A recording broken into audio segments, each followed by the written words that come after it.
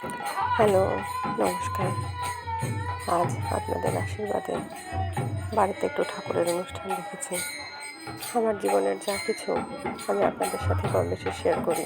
তো এত সুন্দর একটা দিন, এত সুন্দর মুহূর্ত, এত লোকের সমাগম, ভক্তের সমাগম, এটা কী করে আপনাদের সাথে শেয়ার না করে পারি। তো সেই উদ্দেশ্যেই আজকের এই ভিডিওটি।